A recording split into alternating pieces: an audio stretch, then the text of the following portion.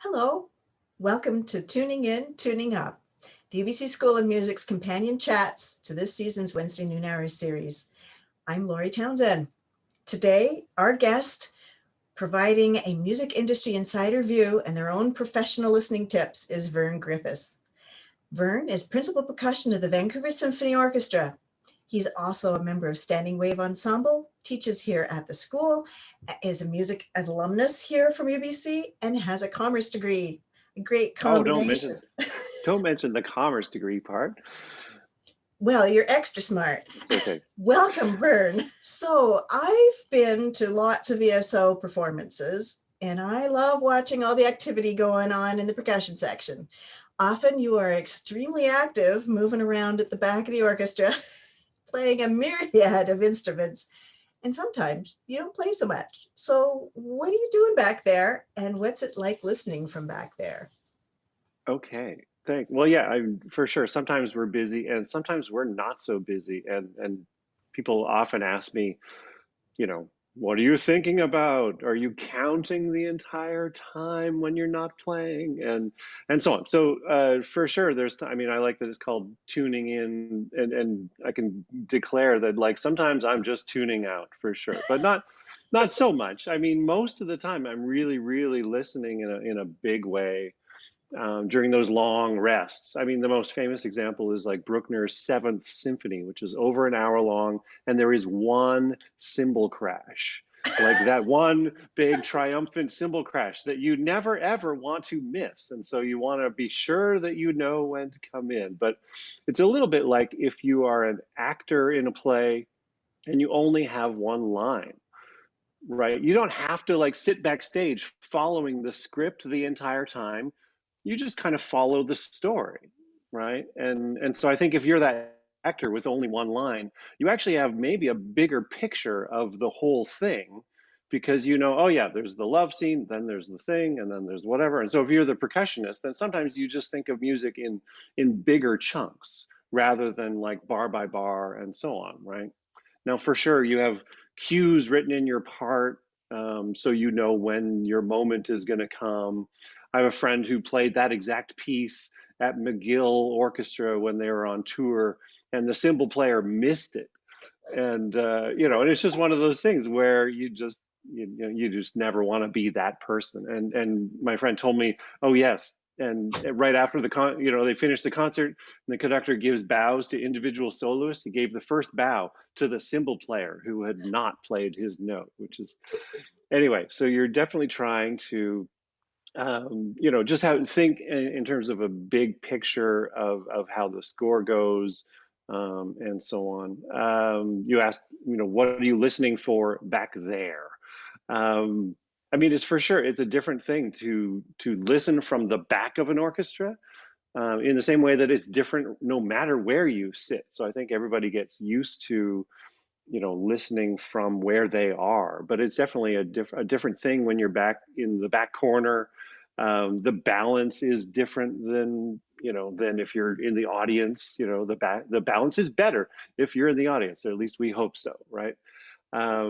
You also have to listen for when should you play. Like if you play with what you hear, often you're late. And so I just am really, really hardcore about trying to constantly not have the conductor stop in rehearsal and say, percussion, you're late. So you need to constantly be just playing a little bit on top of what you hear. You play so that your sound is with those people in sort of in the heart of the sound, basically. Um, anyway, I also just listen all the time, as if someone is going to stop the rehearsal and say, Vern, what do you think? So even though that's never going to happen, Yeah, yeah. I'm still listening to the big picture of everything that's going on, and trying to listen in terms of you know the balance and blend and ensemble and intonation and all the things that you're always listening for.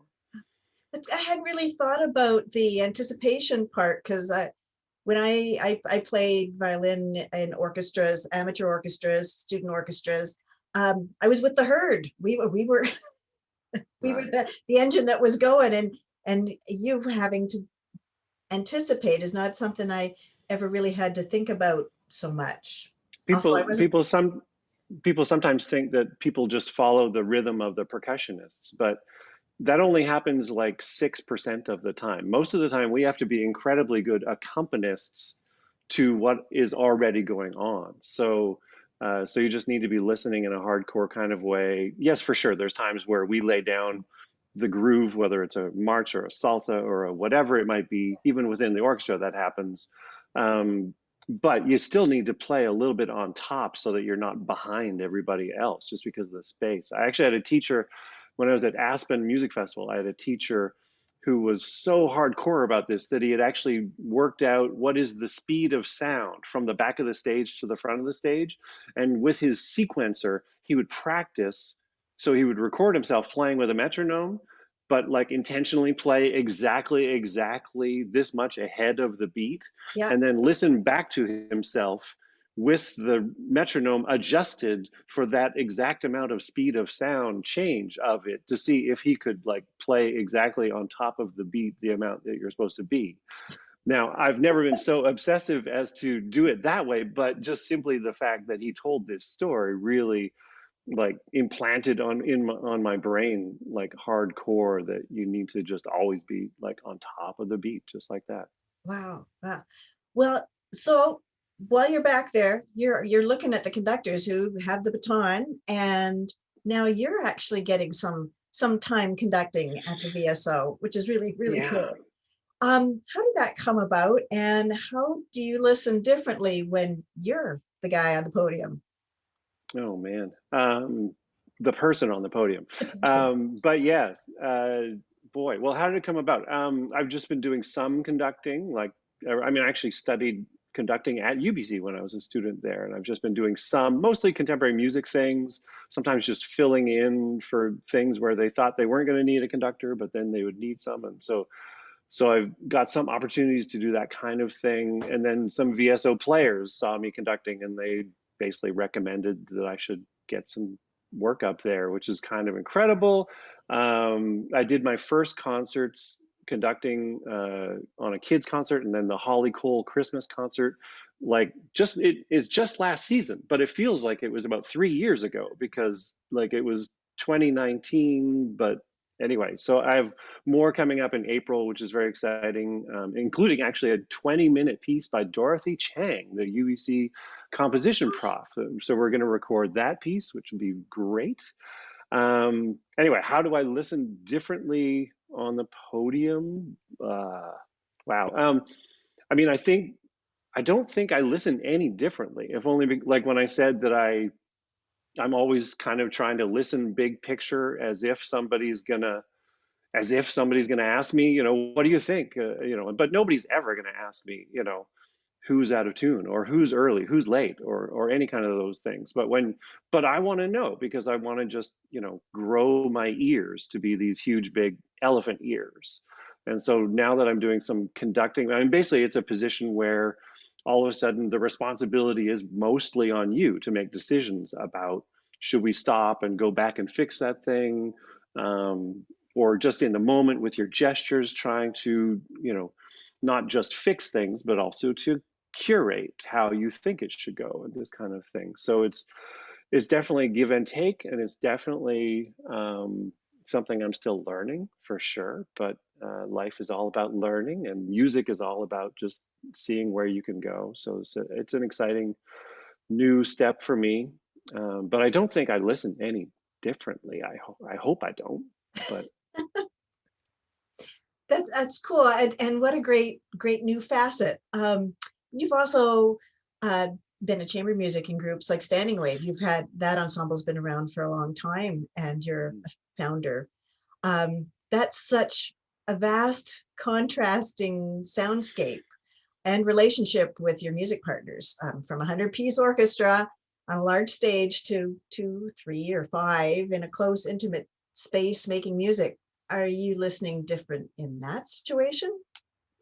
oh, I well, I think playing in Standing Wave, if you don't know Standing Wave, it's a new music sextet based in Vancouver. I wasn't actually a founding member. That was Laurie Lister was the first Oh, okay. percussionist. But I've been in it for so long that people think that I was. But um, Peggy Lee, who's our cellist, is the only still founding member of the group, but she's such a mega star. Anyway, um, do I listen differently in that situation? Like, I don't think so, but it's definitely like playing in that group has so completely increased how much I'm able to hear.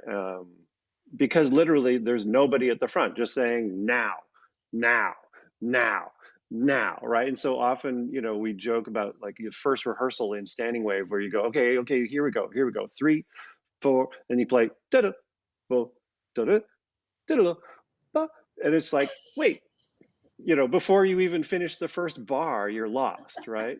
And then you need to write down everybody's cues and so on and so on. And not that all the music that we play is atonal or disfigured or disjunct, just a mess. But for sure, it just changes the way you have to changes the way you have to be able to listen to hear each other and just communicate. Now, string quartet players do this all the time. All chamber musicians do this all the time.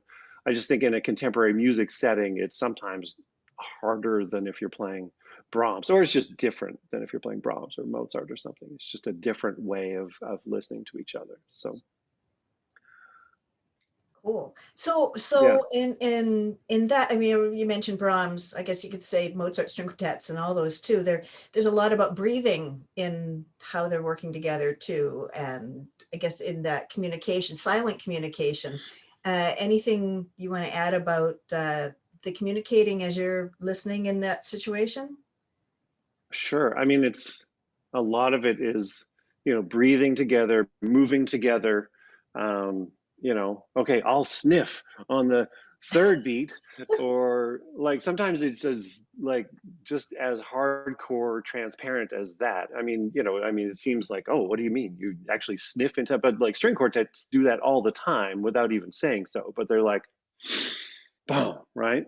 Yeah. Of course you do that, right? I mean, if you're conducting, you do the same thing. You boom, right? And everyone else should breathe with you at the same time, right? And so I think there's a lot of breathing together. There's lots of like visual cues and moving together. And that's what chamber music is so often all about, is, not just, playing together because you hear each other, but also other aspects of how you play together. Can you describe like one of those moments where the music has just taken you somewhere else? Right. Um, I think for me, something that's a transformative moment is when groove happens. And you don't often think of that in orchestral terms, but of course that's the case. That literally music should most of the time music should have groove to it. And so whether that's Mozart grooving or James Brown grooving or Miles Davis grooving, like it should have absolutely, clearly defined groove. And when things are just like in the pocket, then to me that's I absolutely love that. Thank you, Vern. I've loved talking to you and hearing about what it's like on both sides of the baton. Mm. Well, thanks, Laurie. Thanks for having me, and also thanks for doing this series. It's been great seeing just a bunch of my friends that have been talking to you, but also like some of the like hugest ears in Vancouver. Like, I mean, just Denise Ball, Don Harder, Jeff Ryan, like all these people are just people with like elephant ears, basically. Dave Pay, like everybody, and people that just listen in very different ways. So it's been really informative to me as well, just hearing people talk about how they listen. So thanks. Oh, well, good. Thank you. I appreciate that. And thank you to everyone who's been tuning in. Till next time.